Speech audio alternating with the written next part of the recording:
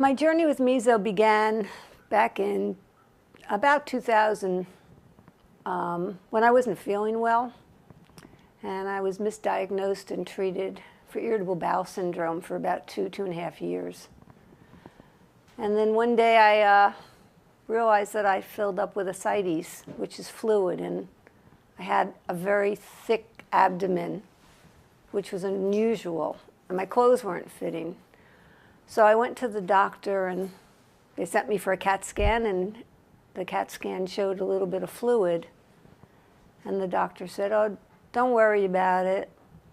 We'll keep an eye on you, that's it." And I just still didn't feel good until finally my primary doctor sent me to another doctor. And he said, "I think you need to have an exploratory." And that's when we decided, okay, we'd go for some surgery and find out what was wrong.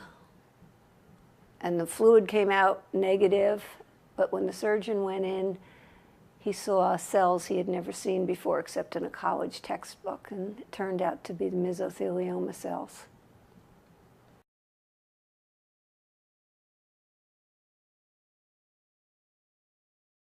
Before I was diagnosed, I was a school librarian in a job that I loved. I was a multitasker, I was a mom, I was a horseback rider, I played tennis and racquetball, and started at 6 o'clock in the morning, stopped at midnight. I did the super mom bit. I loved going places and doing things and shopping, and just, I was a literacy volunteer, and I was on the literacy volunteer board. And then I got sick, and my life changed, and I had to quit my job, and I had to start depending on other people to take care of me. And I couldn't get my brain to function normally anymore. I can't multitask. I ended up with leukemia from the treatments. I ended up with a hip replacement from the treatments.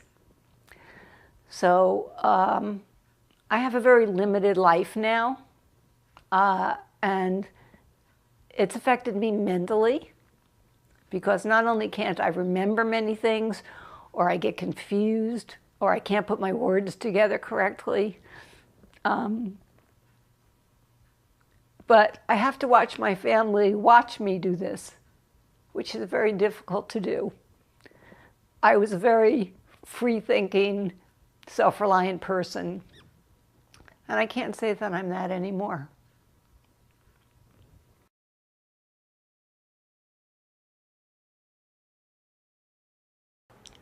I was originally diagnosed in New Jersey by just a general surgeon who had said to me, after we got done with the shock that we were in about what mesothelioma was and that it was a cancer and that I had it, he said he had never seen it except in a college textbook. And this surgeon was a very old doctor. That's how rare this disease is. So at that point, we didn't know what to do, and we started making appointments in New Jersey, but I got a phone call from the surgeon saying that his new partner had worked as under a residency of John Chabot in New York, who is a surgeon there. And I made an appointment with Dr. Chabot. And when we walked in, he said, "Well, so what did the oncologist say?" And I said, "I haven't seen an oncologist. I was told to see you." Well, he called Robert Taub up, and Dr. Taub came in. It was his day off. He came right into the hospital that day, and they conferred about me. And that's when they told me what they could about mesothelioma and what kind of treatments they have. At the time, I went through a major operation called a debulking, where they opened up my whole abdomen and took out as much tumor as they could. The tumor was spread throughout my whole abdomen, and they took the omentum out, which is what holds your organs all in one place in your abdomen. Mesothelioma tends to survive in the lining of the organs. And then I started on different rounds of chemos. Every week it was a different 1 or 2 types of chemo, and at the time, because it was a clinical trial, I had to go into the hospital for a few days. And then I would end up with transfusions as needed, and shots to bring my blood counts up, because the chemotherapy it's devastating. It's not fun to do. It's very aggressive on the body.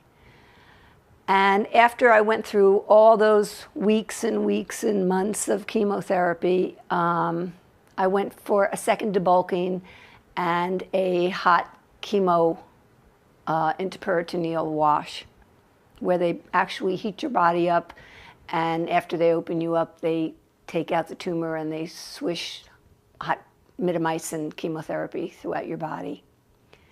And I really believe that is one of the great factors in peritoneal mesothelioma survivors now. Those that can have that done, I think it kills a lot of the cancer cells that are residual.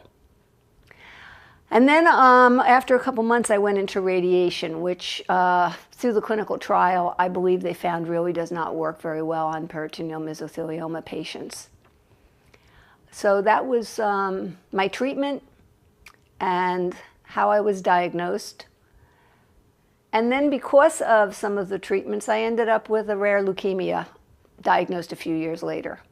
Because when you have cancer and you have treatment, sometimes the body just doesn't come back as normal. You end up with other immune compromised incidences or other factors that either the chemo or the disease has affected. I'm one of the lucky ones. I have almost everything that could be affected.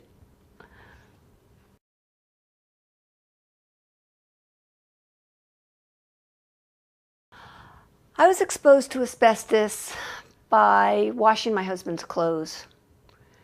He was a refinery worker, and he would come home filthy, covered in asbestos, especially during the beginning years of his job.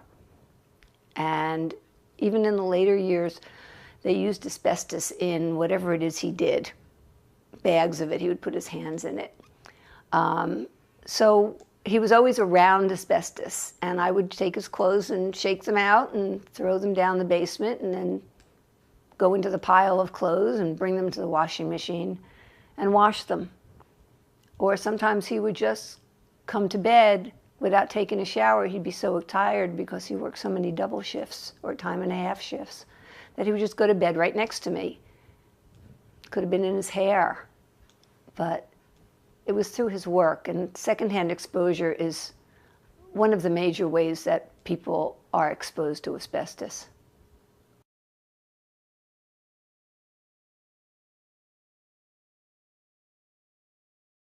When I first learned that my mesothelioma was caused by asbestos, I was pretty angry. I felt that the corporation my husband worked for, Exxon, they had known years and years and years ahead of time, back in I think the late 30s, what asbestos did to people. And they never really let on to the workers. So there's a lot of anger. And I felt for all the other workers who still worked there or who worked when I did, and their cause of death was listed as cancer, and no one ever bothered to find out what kind of cancer had killed them. I think there needs to be some justice made, some accountability on the part of these corporations that knew, even after the government banned asbestos and then rescinded the ban. These corporations needed to be accountable to their workers and their families. It's not always just about them and the money they make.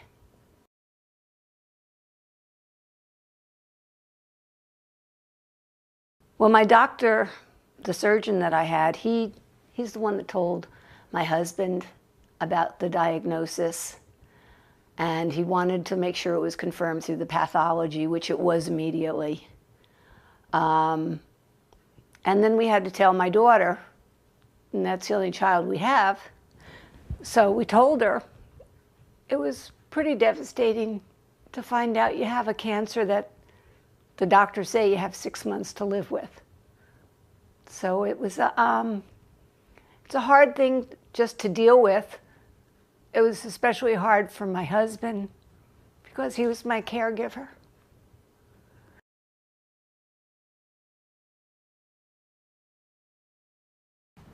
I think the key to surviving has been looking for the right information and finding the best doctors I could, and going, for me, for the most radical treatment and the most aggressive treatment. Because mesothelioma is known to kill its patients. And I went actually into a clinical trial with the thought that I wasn't going to make it, but at least I could help others try to find treatment for this horrible cancer. I felt that I needed to go to doctors who would be sympathetic and who could understand what they were treating. In New Jersey, the treatment wasn't very good, and the doctors here only gave me 6 months to live. So when I went to New York and I made an appointment with Dr. Chabot, the surgeon, and Dr. Taub, the oncologist, they gave me some hope that I would have a few more years to live with mesothelioma.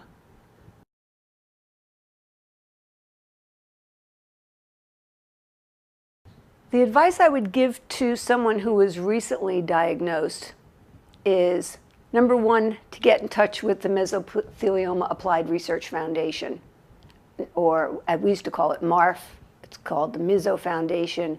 They have a wonderful nurse practitioner named Mary Hesdorfer who can guide the newly diagnosed patient and the family to the doctors that are available and the treatments that are available. Each meso patient and case is totally different from another one. And it's a scary world out there because there are so few meso specialists. One of the things you have to do when you have this cancer is you have to see a specialist in this disease. You may have to travel. You may have to even get one or two opinions because they might not all be the same type of treatment. They might not agree on the same type of agenda, but you have to go to a specialist, and that is one of the most important things to do for yourself and for your treatment to try to stay alive.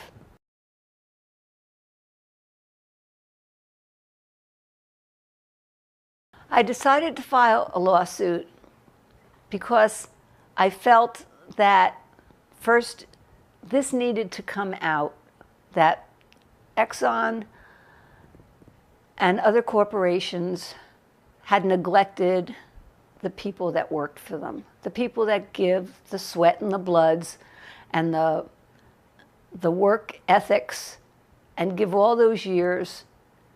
It's more than just a paycheck. It should be a company that takes care of their employees. And I also felt that without that, when I died, because John had to retire early, he wasn't going to be able to support himself with Social Security or pension or anything else. And if I have to go into clinical trials, insurance doesn't pay for that sort of thing. If I have to go into a nursing home because he can't take care of me anymore, insurance doesn't pay for that. So there had to be some other alternative, or we were just going to be in really dire straits when I get to the point that I'm dying.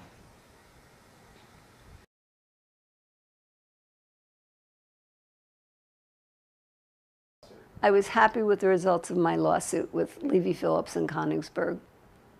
My lawyer, Moshe Maiman, was excellent and very compassionate towards me and my husband and the circumstances that we had dealing with the different court divisions between the Superior Court, the Appeals Court, and the New Jersey Supreme Court. And at each and every court level, he applied an expert attorney attitude, which was that we as his clients came first. And with the final verdict of winning $7.5 million,